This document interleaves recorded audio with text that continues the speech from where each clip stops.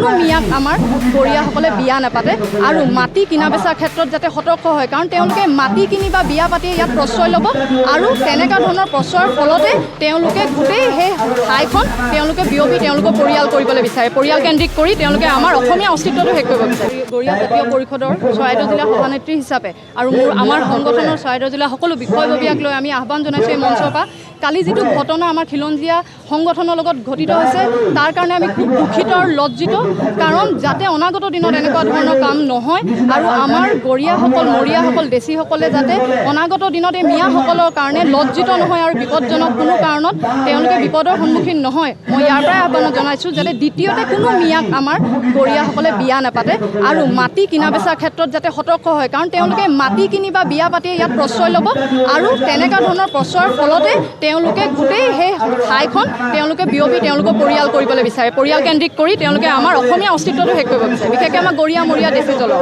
সেইটোকে মই অনুৰোধ জনাইছোঁ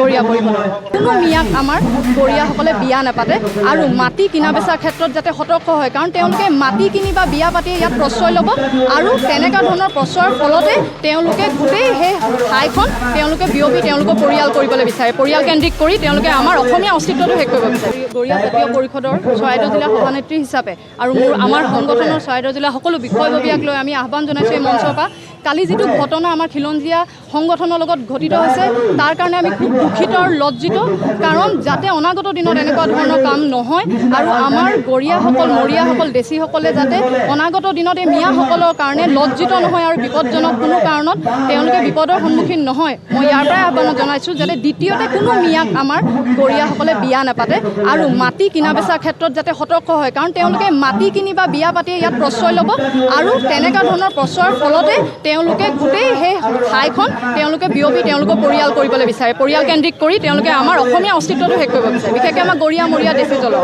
সেইটোকে মই অনুৰোধ জনাইছোঁ গৰিয়া পৰিষদৰ।